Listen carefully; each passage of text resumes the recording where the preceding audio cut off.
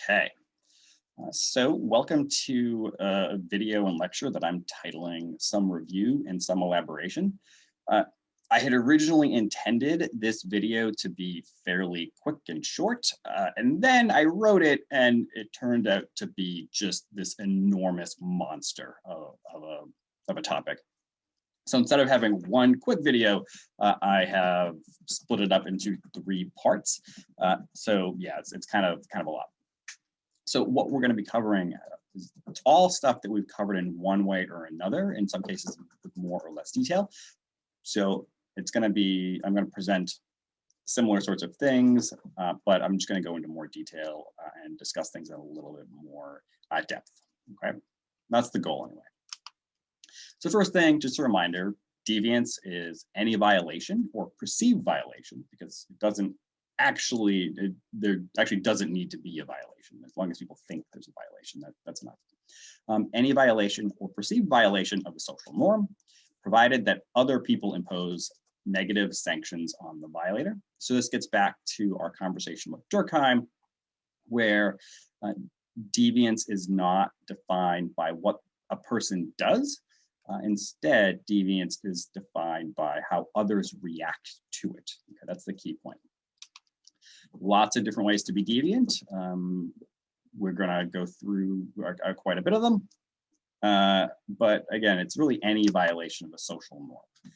So if we break that down, in order for deviance to occur, there has to be some kind of expectation. So some kind of appropriate behavior needs to exist. In other words, we're talking about social norms. So the social rules that exist that govern our behavior. There has to be a violation of that expectation, or there needs to be some perceived violation. So a person needs to be seen as having violated the rule, even if they really haven't. So the person can have violated the rule, or they can, or others can think they have. Either one is enough. And then there has to be some kind of reaction. So an individual or a group or a society as a whole or some organization or institution, whatever it is, has to respond with some kind of punishment. That punishment does not have to be extreme. It can be really mild forms of punishment, or it can be, all the way up to things like execution or torture. The form of punishment itself isn't really relevant to determining whether or not something is deviant or not. As long as there is a response in the form of punishment, then an act is deviant. 2 points that I'm going to cover in some detail. First, this is really important when we talk about norm violations, or we're referring to something as deviant for our purposes. To say that is not to say that something is wrong or bad or immoral. We're saying that it's a violation of what people expect. So people expect certain things, and anything that falls out of their expectations can generate some kind of response. So I want to talk in a second about some things that are often considered deviant, but that I certainly wouldn't refer to as bad or immoral. So yeah, there is a big difference between deviance and morality. Another point, which we're going to talk about a bit later, is that deviance and criminality are not the same thing. So to be deviant and to be a criminal, they sometimes overlap, but they often don't, and sometimes they're actively in conflict with each other. All right, I'm going to talk about both of those things.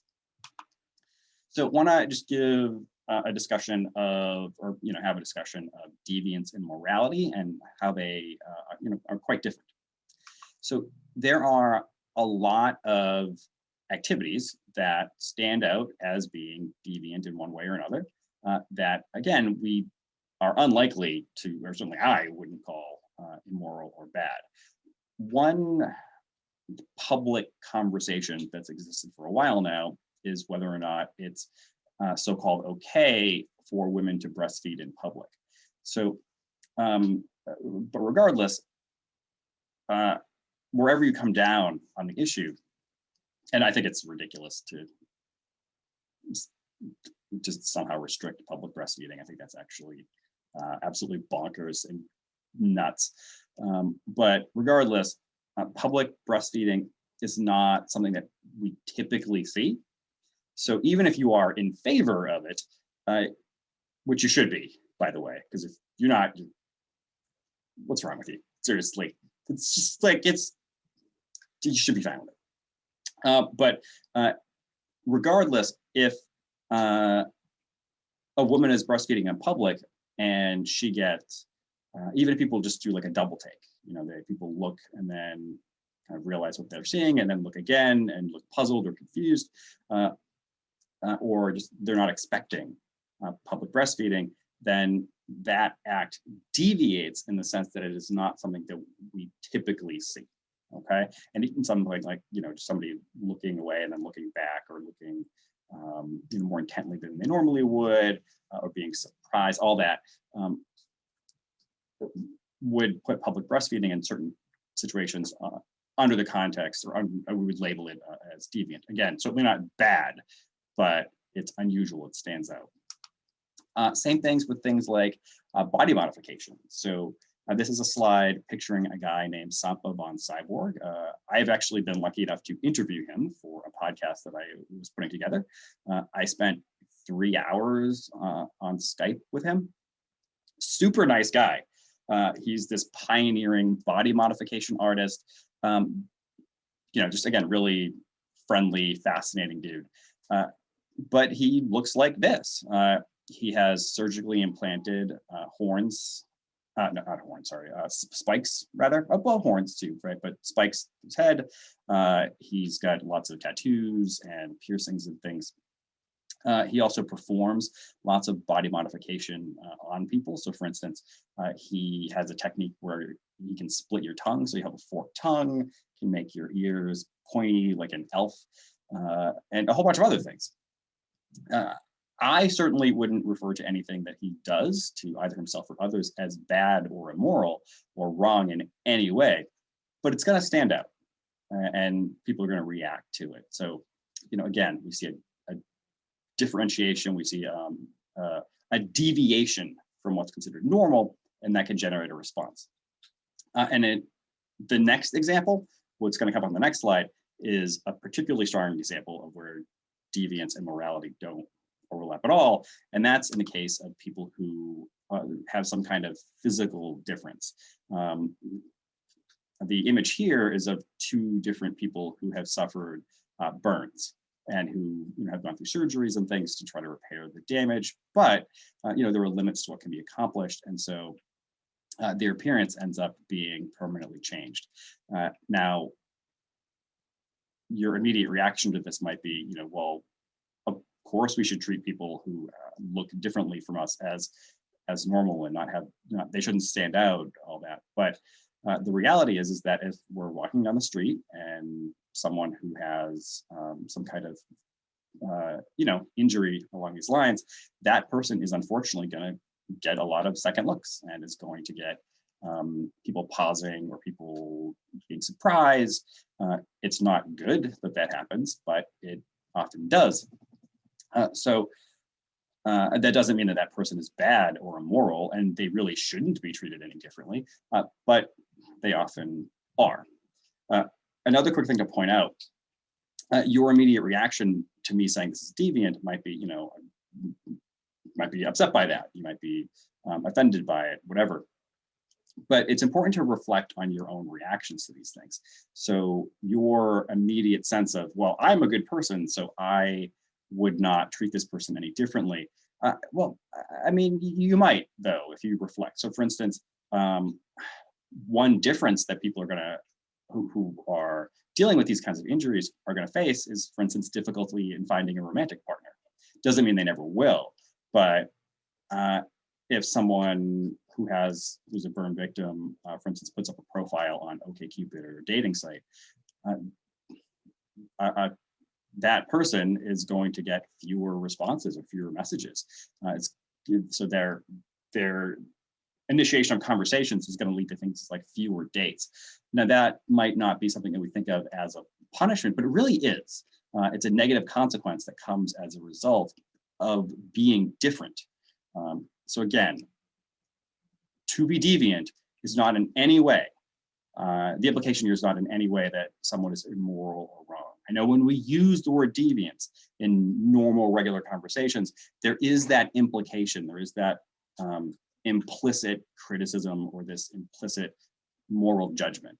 But for our purposes, there is no moral judgment, okay? To be deviant is to just deviate from the norm in one way or another. And an important part of deviations are what are called sanctions, right? So we have responses to people's actions in regard to whether or not they are following the norm or whether or not they conform, okay, either purposely or not. So just a quick reminder, elements of deviance here: expectation, violation, or perceived violation, and then some kind of reaction. Norms. Again, stuff we've talked about before, written or unwritten rules that specify behaviors appropriate and inappropriate to a particular situation. Norms provide our lives with structure. They organize our own behavior and the behavior of others so that life is predictable. You walk into a classroom, you know what to do, and you know what other people are going to do. You know what to expect. You get on the train or on the bus, you know how people are going to act. You hop in the car and drive. You know basically how other people are going to be driving as well. So our behavior is rule governed. It's governed by norms. And in order for norms to exist, there need to be sanctions, at least according to the way we're defining deviance. So sanctions are expressions of approval or disapproval given to people for upholding or violating norms. So sanctions can be positive or negative, right? So when someone is deviant, they become the target of negative sanctions, which we'll talk about. But sanctions don't just have to be negative. They can be positive. They can be rewards too. Regardless, sanctions maintain and reinforce social norms. So they keep the norms going, right? They keep the structure of society stable and predictable. So we have, again, broadly two different kinds of sanctions. Negative sanctions, which are some kind of expression of social disapproval, and negative sanctions are there to discourage deviance. So if someone's the target of a negative sanction, there is this reminder, there is this push to so-called correct, and again, putting that in big air quotes, to correct the behavior, to push it back towards conformity. So negative sanctions can take many, many different forms, some of which are kind of very minor and some of which are much more extreme. So for instance, a disappointed look, right? So you do something and a friend or a stranger on the street or someone looks disappointed in you. That, it really, if a stranger looks at you and is disappointed or is angry with something that you're doing, that's not really going to affect your life in any deep, meaningful way, but you might feel bad. And that look is there as a reminder of, hey, what you just did violated a rule. It's wrong. You should feel bad about it, and you should change your behavior. Talking in a movie theater can lead to others giving you dirty looks or being angry, or having someone who works at the theater come and ask you to leave. I love this picture. It's amazing. So obviously this is Barack Obama giving what seems to be an annoyed look to some others in the room. Maybe he's just tired or something, but it looks like he's annoyed there. I don't know if this is on purpose or not, but take a look at which finger is up. I'm guessing that that's a mistake, or not a mistake. I'm guessing he just happened to have his middle finger up. I don't think that was some subtle, FU to the people he was with, but it is interesting. But he does look annoyed, and I just love this picture. So we have these kind of low-level sanctions in the form of disappointed looks or expressions. But we also can have more formal sanctions, things like getting pulled over by the police, ending up in court, being sentenced to some kind of public shaming or experiencing some kind of public shaming. So this image is of a protest, protesting Derek Chauvin, the police officer who knelt on George Floyd's neck during an arrest, ultimately leading to Floyd's death. So Chauvin is at the moment of this recording. His trial has just started. And he has been the subject of quite a bit of social anger directed towards him, to the point where he has protests being directed at him. Now, he also has supporters as well, but the fact that there are these organized protests directly targeted at him, as well as broader issues that he represents, that's sanction. He is the focus of mass intensive social disapproval that manifests as in the form of protests. So Chauvin there is the deviant, not the protesters. Negative sanctions can include prison. In Maricopa County, Arizona, there is an approach to dealing with prisoners and inmates that is quite extreme, and also, just a side note, really ineffective in terms of preventing recidivism and preventing crime. But there's this combination of efforts to both humiliate prisoners as well as use those prisoners to do things like menial labor in order as a form of punishment. So certainly a sanction or set of sanctions, all the way up to probably the most extreme sanction that we have in our society, which is the death penalty. Okay, it's not the most extreme sanction that has ever existed, because the death penalty, as we enforce it, is a lot kind of cleaner and looks more like, air quotes, civilized, in the sense that it's not very bloody. It doesn't include much in the way of violence and so on, rather than something like a public stoning or torturing someone to death.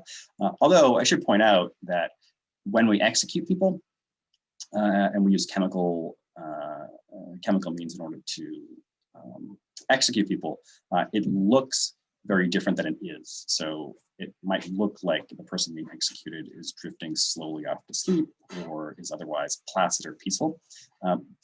But it is very likely that the people we are executing are experiencing an enormous amount of pain and are suffering hugely, but we don't see that expressed because the chemical cocktail that they get makes it impossible for them to demonstrate that, right? So,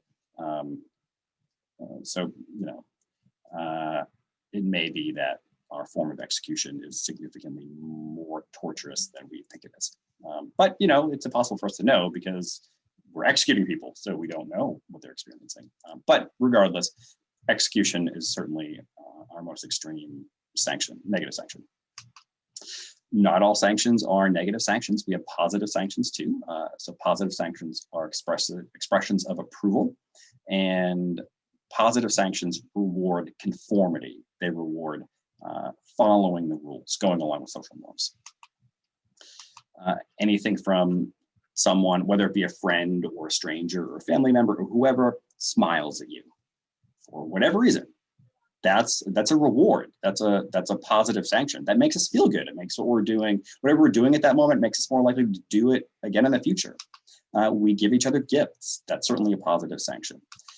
We get awards, or we give awards to people who do what we like them doing.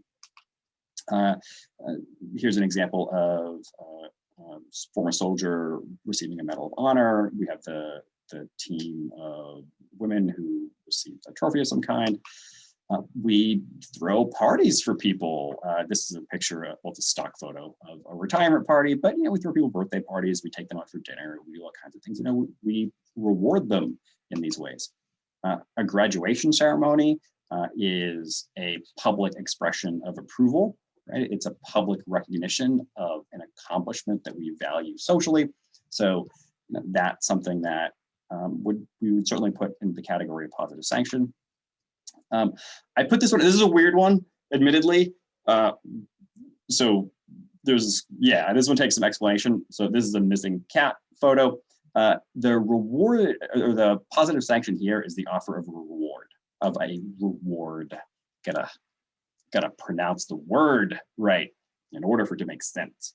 But so if you find someone's lost cat and you return it to them and they give you money, that's a positive sanction.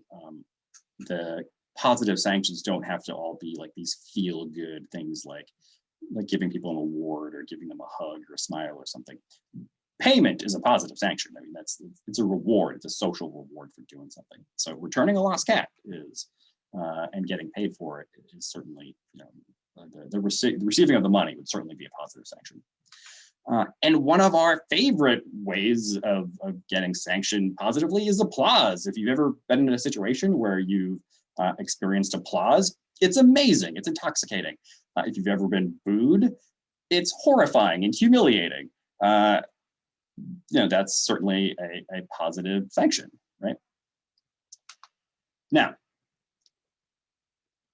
social norms aren't all the same. All social norms are guides to behavior. They're rules that we are supposed to follow and that we can be rewarded when we follow them. We can be punished when we do not follow them. But they are also very different in the sense that the extremes of our reactions vary pretty widely depending on the norm. So the way I have it phrased here is social norms differ in the degree to which violations lead to a reaction. So if we're specifically thinking about deviant acts, violations differ in the degree to which they are an outrage to morality. So that's a term I used in one of the lectures about Durkheim. We react to norm violations to the degree to which they violate our sense of what's right and wrong.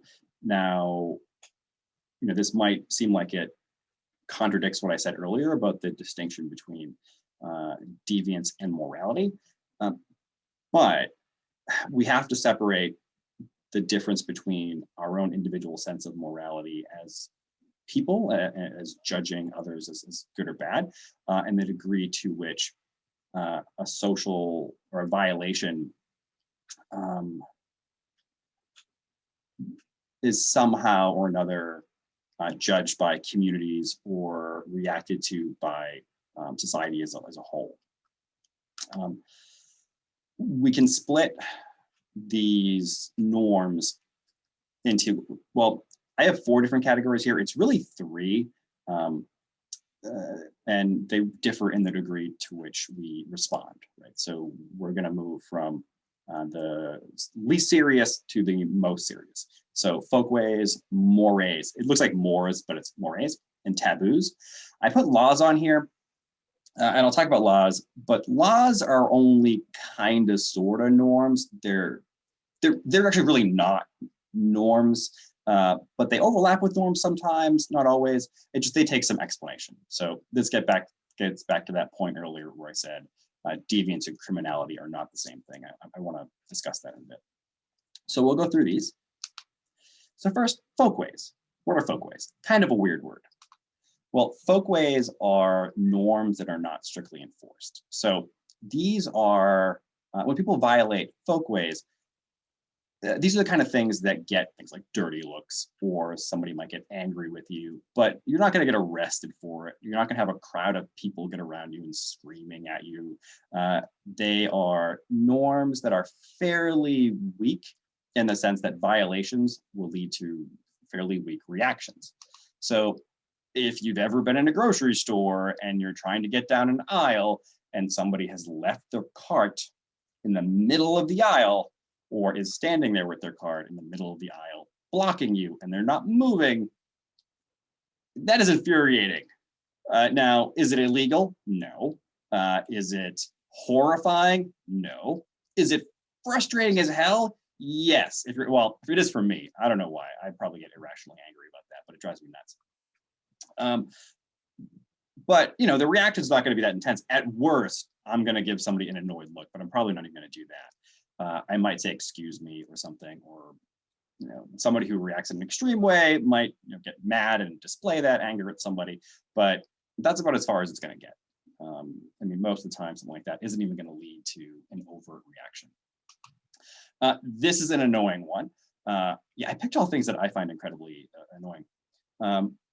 If you've ever ridden on public transportation, you will know exactly what I'm talking about here. If you have not spent a good amount of time on public transportation, you might be looking at this picture and thinking, what's wrong with this? Doesn't everything look okay? No, it does not. And if you do this, you need to stop it. You need to just stop doing it. The issue here is, where's my It is this bag right here. What's the problem with this bag? That bag is on a seat. And there's nothing inherently wrong with that, but there are people who do not have seats. There is somebody standing. And if you are taking a bag and you are putting it on a seat next to you, so in a way that other people can't sit down, you are a jerk and you need to stop. Now, if there's a lot of seats, put whatever you want down. But if it's in a train or a bus or whatever, and there aren't seats for everybody, don't take up a seat by putting your bag on there. That sucks, and you shouldn't do it. And I am surprisingly reacting now more emotionally than I would have expected to. But God, it's infuriating. It's just like, oh, it's the worst. The talking at the movie theater is another one, right? It's not illegal to talk in a movie theater. You're probably going to get people be annoyed at you, or somebody might say shush or something. And it's most extreme. You might have someone from the movie theater come and ask you to quiet down or ask you to leave. But I mean, that's incredibly unlikely. So, people will get annoyed with you, but there's not really going to be some kind of really harsh punishment. This last one, this one's more serious. It's cheating. So students cheating in a classroom. So regardless of what level, high school, college, whatever, cheating is a much more serious violation of social norms than are these others. But it's not quite at the level of a moray, right? So cheating can get you sanctioned in ways where, people might get angry at you. You might get a failing grade on something. You can even, at its most extreme, get expelled. So, you can get kicked out of a university, potentially. So this one kind of is at the more serious end of what I would consider a folkway. So I don't want to give the impression that all folkways are just things that might get you annoyed looks. There can be more serious consequences, like detention or failing or getting expelled. But these kind of violations are the kinds of violations that aren't going to lead, for the most part, to this extreme collective response of outrage from society as a whole.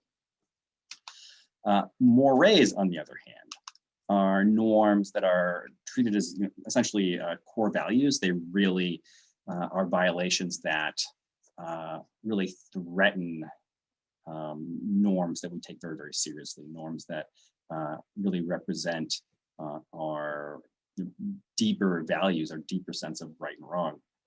And these violations are going to be punished, and they can be punished in often severe ways. So for instance, burglary, stealing, right? If you steal, you can get arrested, you can get publicly humiliated. So for instance, this headline, 4 arrested in Moreno Valley construction site burglary. So the people who allegedly anyway committed this burglary have been arrested. Their faces have been published in the newspaper publicly, and so they might also end up in prison or something. It depends on what ended up happening to them. But that's a clear public reaction. That's a societal reaction to what is considered a serious violation of rules. Here's an image of a guy named Sean Murphy. He describes himself as a master thief. He wrote a book called How to Be a Master Thief. He's got quite the history of committing pretty large scale acts of theft. He was part of a criminal gang. The leader of a criminal gang called the Lynn Breakers was eventually arrested, and I believe is currently in prison. So his book title, How to Be a Master Thief, maybe isn't entirely accurate, because you would assume a master thief wouldn't get caught, and he totally did. But he did, he got away with stuff for a long time. But yeah, I mean, I think he was, God, I can't remember how long it was, but it was more than a decade in prison. So that's a pretty serious punishment. Murder is another moray. No, sorry.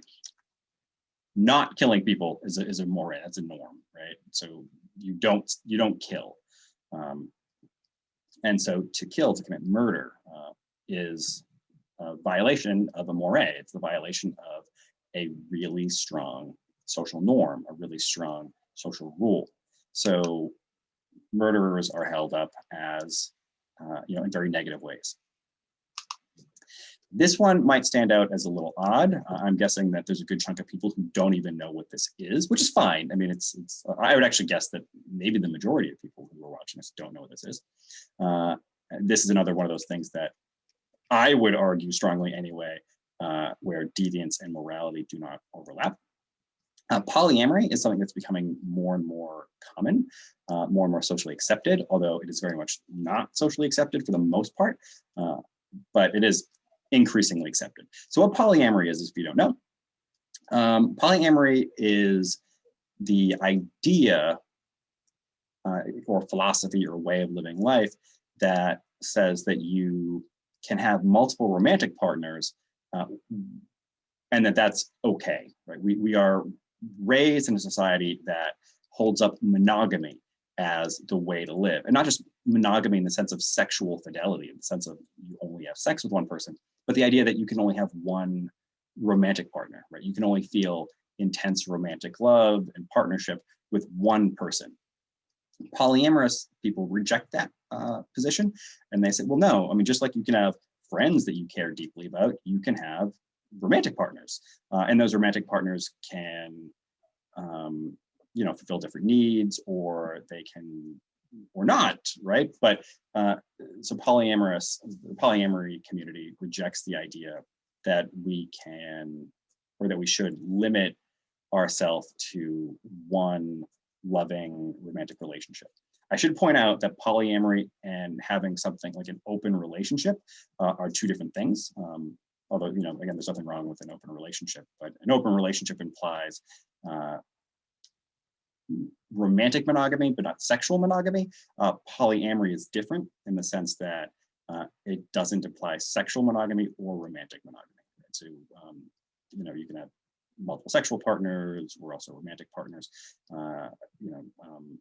but yeah, that's something that, again, is increasingly common and accepted, but still, it still gets reactions. I have a lot of friends who are polyamorous, and they worry about having their family members find out. They hide it from their kids. They, it's something that they hide from coworkers. There's a lot of shame, and well, not necessarily shame among people who are polyamorous, but there are certainly social reactions and punishments for being polyamorous. It's certainly not socially encouraged, right? So, for instance, legally you can only marry one person. But yeah, it's a thing, it's out there. And for a lot of people, it's an extremely healthy way to live, and people do it. The last kind of norm are taboos. Now, taboos are extremely strongly ingrained. And not only do people react to taboos with anger, not only do they violate or threaten these core values, something is taboo, or something is a taboo when you hear about it, or you are aware that somebody is breaking this kind of rule. You don't just get angry or want that person punished. Violation of taboos leads people to feel revulsion or disgust. So we are disgusted with the person. We find their behavior revolting. You cringe, or like the reaction is different. You're horrified, you're revolted, you're disgusted by what they do. So I have some examples here. And by virtue of the fact that these are taboos, you're going to be probably revolted by them. So just giving you a heads up about that. We tend to think of these things, or we tend to react towards them as if they are the worst violations that are possible. And that's because they really are, right? Even if they're like in some objective way, like not worse than something like murder, they still generate really serious emotional reactions, really intense emotional reactions like disgust. So there is an organization that I don't believe it exists officially anymore, although it might. But it certainly did exist in kind of an official form for a while, called NAMBLA. I would not Google it. Yeah, I would just recommend you not do that. But it's the National Man-Boy Love Association. Now, this is an organization that advocates for the idea that adult men should be allowed and possibly even encouraged to have sexual relationships with young boys without any sort of age limit, depending on kind of how extreme it is. So the idea that adult men should be allowed to have sex with underage boys is something that we find generally revolting, pedophilia in general. But this is even more extreme in the sense that we have a social organization that is advocating potentially, at different points very loudly, that this is something that we should allow. Right now, I'm guessing a lot of people watching this are horrified that this is an organization that has ever existed. Me too. So pedophilia is certainly an example of the violation of a taboo. Incest is another one.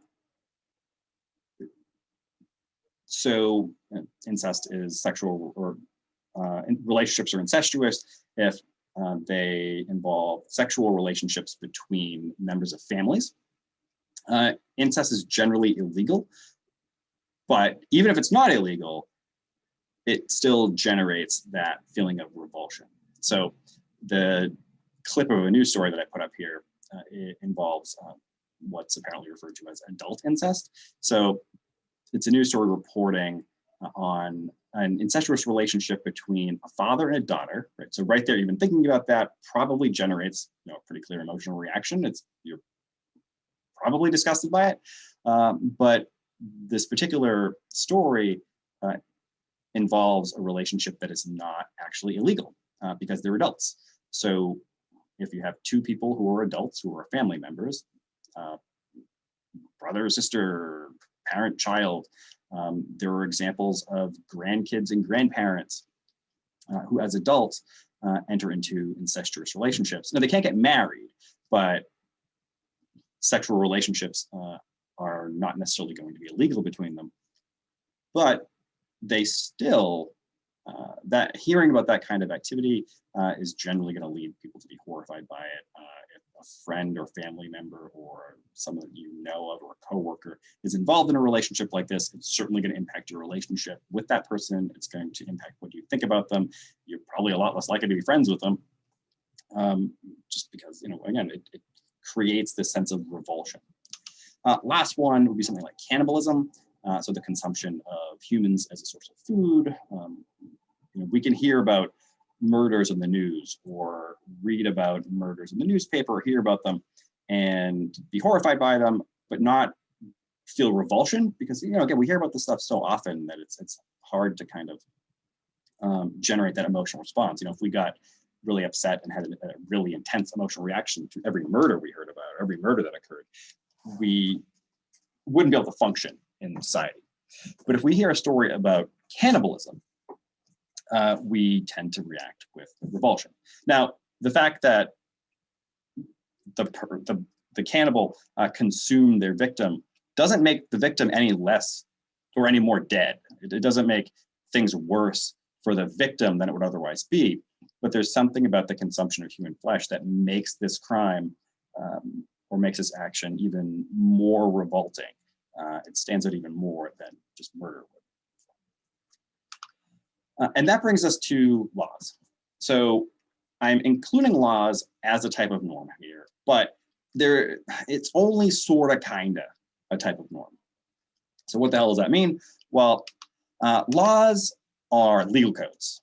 Right? So laws are legal codes that exist in a legal system, and when people violate laws, rules of behavior, those people are criminals in one way or another.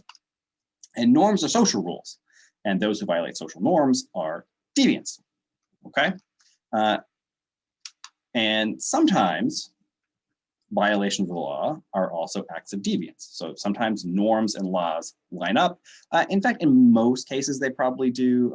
I don't know how confident I am in saying that, but in a lot of ways, in many, many situations, violating a law also implies violating a norm. So for instance, when we think about burglary or stealing or murder, right? Those are certainly violations of social norms while also being acts of deviance. But that's not always the case. So for instance, polyamory is not illegal unless you try to get married, unless you try to marry multiple people. But polyamory is not otherwise illegal. But it does deviate from what we consider the norm, and therefore is going to, in many cases, generate negative reactions, and so would fit into the category of deviant, but not illegal. Same thing with things like public breastfeeding. Again, we're not talking about morality or immorality here. The public breastfeeding is, well, it's hopefully not illegal. I just realized it might be illegal in some places. You know, it's weird. I just assumed it wasn't illegal, but I actually didn't check that. I wonder if it is illegal in certain places. If it is illegal anywhere, that's horrible. But let's pretend it's not illegal. Public breastfeeding can lead to negative reactions. So women will sometimes get harassed. People will say things to them or ask them to stop or get dirty looks or whatever for breastfeeding their kids in public, just because we have social rules and norms about the exposure of women's chests. And so, yeah, I mean, it's not a law violation, but it can be a norm violation, can lead to negative sanctions, which is frustrating, but that's how our society operates oftentimes. So it's an unfortunate thing.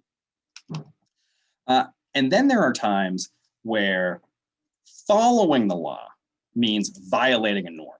So sometimes laws and norms explicitly contradict each other.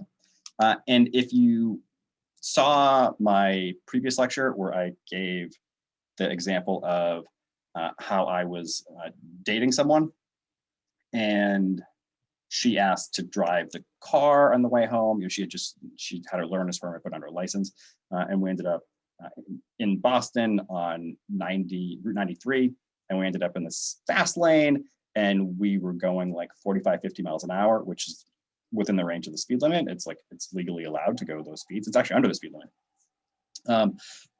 So we were not violating a law, but the people around us wanted to be going 70 or 80 miles an hour, which they would have been violating a law, where we weren't, but we were violating the norm because we were in a lane designated for people going faster than the speed limit. We were not doing that, and so we were getting punished. We were getting sanctioned. People were yelling at us. People were actually acting in really dangerous ways, like going around us quickly so we couldn't move over to another lane. Like we were trying to move over, and other people would just like explicitly make it so we couldn't. In often dangerous ways, and would be screaming at us and giving us the finger as they did it, or would cut us off in ways. So out of all the people on the road at that moment, we were the only ones who were following the law, but we were violating the norm, right? So there are times when these things do contradict each other. So it's important to not think of laws and norms as the same thing.